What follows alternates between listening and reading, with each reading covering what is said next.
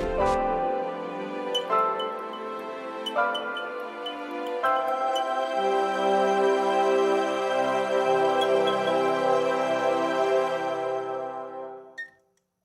always kind of a luxury returning to a film, a sequel, a trilogy. You're coming. It feels like I don't know. It feels familiar. It feels comfortable. I had such a good experience. Well, I've always had such a good experience working with Denis, so I always look forward to it instead of getting my typical jitters, because I'm nervous about everything I do. Everything, even like auditions, I still, I've been doing this for years, but I still get nervous and have anxiety about it. But it's just more comforting, kind of picking up where you left off. And that's how it felt. I felt like I was picking up where I left off. Urbana, in part one, he kind of, he's given full go-ahead, full authority to kind of run things the way he sees fit, which are not good. If you know anything about him, he's just a brute, and he's a psychopath, he's a murderer, and that's how he rules. He rules with anger and fear, and so that's where we left off, with him just getting the go-ahead, the green light to run things his way, and we pick up with his way not going very well. I think he underestimates everything he's up against, and brute power with not a lot of brains behind it. It's not going to get you very far. But I think that's a pickup, seeing him and seeing Raban kind of fall to pieces because of it. I think all of his insecurities are kind of shining through in part two, and you really see the nature of him, that he's a bully and he's a coward, but that's how he gets by on his intimidation and fear and anger, and it's just not working out for him. I mean, you love people and you appreciate their talent, but then when you get to know people and see that they don't take that for granted, or they don't hold it over anybody's head, they don't, their noses aren't in the air, they're just grounded, they're just like good, just normal people, then you appreciate them even more. And I think, I don't know how it happened, but there seems to be a cast full of those people here. Well, for one, he's just brilliant. I mean, I just love this kid. So his performance, I've been watching his performance, and it's kind of, this is such a luxury of being a part of a film like this, because you get to step back and you get to watch really brilliant actors do their thing. And this is what I love about it, because for me, it's an education. This is how I learn. I'm an on-the-job learning actor.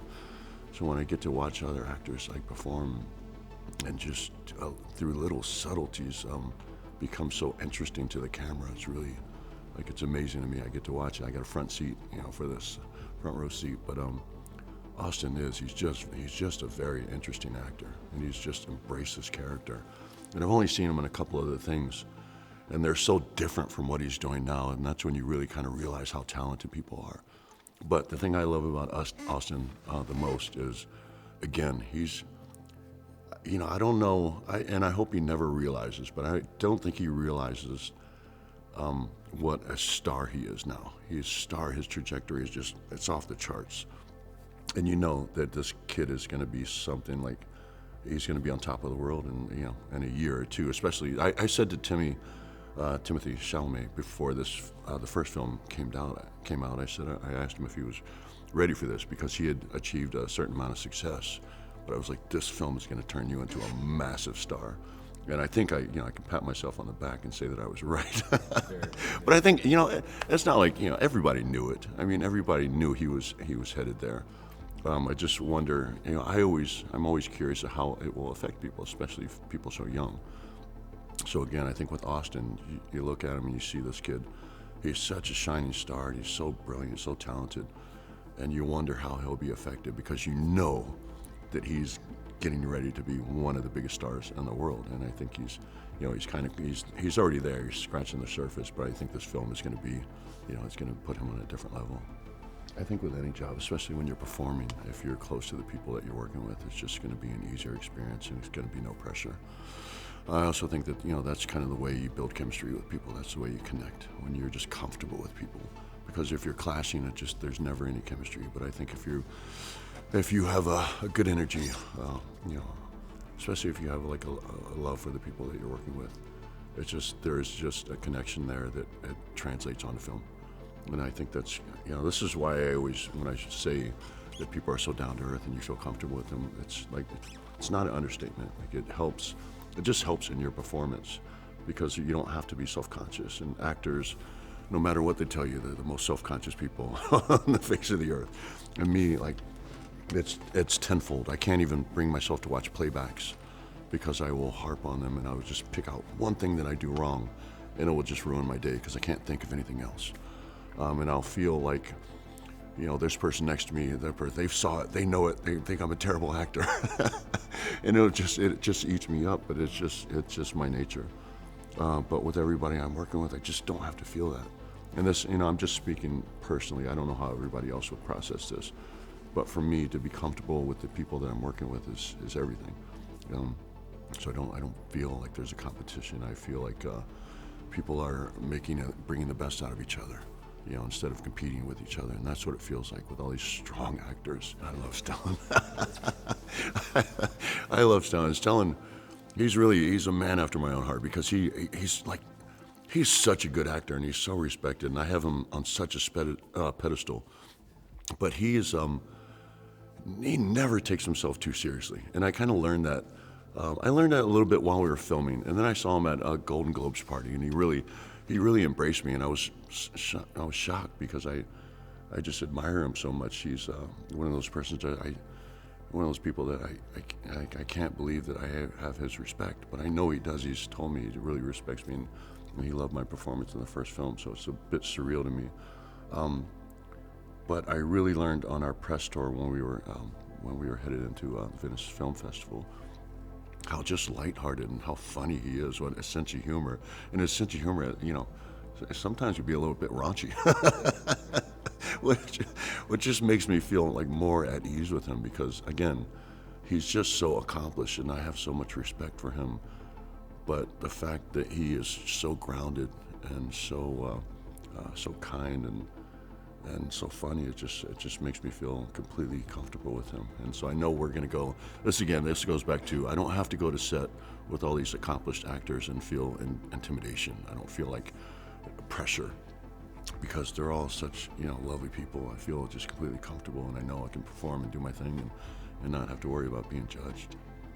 And I think the reason I love working with Denis is because he is the most hands-on with me director that I've ever worked with. He's so, for one, every direction I get from Denis is very intimate. It's always like a one-on-one conversation. He's not yelling something from behind the camera. He always comes up and we have a conversation about what he wants, and a lot of times about why he wants it. And so that's what I love, is because he picks up on like just the smallest little details, things that I never would have thought of.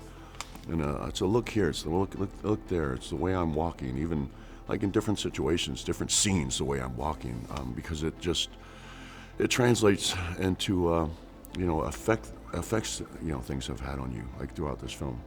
And he wants me to, feel a certain way. If I'm feeling this way, I should display it this way. And I love, and this is what's challenging for me, because as a performer, I want to get these directions and then I want to see if I can do it. Acting is like a puzzle for me. It's this puzzle I'm trying to put together. And he gives me pieces of the puzzle and I put them together. And again, when I feel like, when he's happy, I know I've accomplished something. I feel like he's making me a better actor. And I think it's because, again, it's all those little subtleties and the intimate conversations we have. And there's really something special about that for me, and I think you'd have to understand like how I got into this business, where I started, and to be here now. Even my part in Blade Runner, I had to really win Denis' opinion or win his favor for that, because originally he didn't want me for the role. He thought I was all wrong for the role, and it took some doing to get him to approve me for that role. And again, that felt like an accomplishment. If I can, prove myself with a director like Denis Villeneuve, then that says something. That says something to me of how far I've come. And so now being here, and just again, he really trusts in me and he believes in me as an actor. And he's told me, like in the first film, he told me, because I was self-conscious and he wanted me not to be. And he said, "You're a very strong actor." And it just, like, for him to say something like that to me, it means everything to me. This is why I'm in this. Like this, I love acting. Like I'm obsessed with acting. I have been since the first time I tried it, and I failed miserably. I was just horrible. And this is why I wanted to become a better actor. And so now, from going to there, where I was sitting in my first scene in my first film, and being mortified at how bad I was, to now being on this, the sequel to Dune, and working so up close and personal with a director like Denis. It's just, it says to me how far I've come. I always want to go back to the hardcore fans first, because they are people who have been passionate about these novels for years and years and years, and grew up and reading them, as Denis is and was and is. But I want them to be happy. I want them to feel satisfied that we brought these characters off the page and brought them to life for them to see the story instead of just reading the story. So I think that would be first and foremost is, I would want the hardcore fans to really just be happy. And I think, the first film has created a whole new generation of fans who maybe didn't grow up with the novels, never read the novels, because the film was so well done, so beautiful, and so intriguing. So I hope that they feel fulfilled again with the sequel. And I don't know if the universe is going to continue. I'd imagine there will, because there's so many stories to tell. But I really just want them to feel like I felt about Star Wars. When I first saw Star Wars, it just opened up something new for me, and it just inspired me. And I want them to feel that way about these films, is to kind of be inspired and be so captivated and blown away by this universe that Denis created. And I hope that these movies will live on forever, and they're 30 years down the road, like I am still watching Star Wars, still a fan, still talking about it, that people will in the same way be talking about these films and still watching them.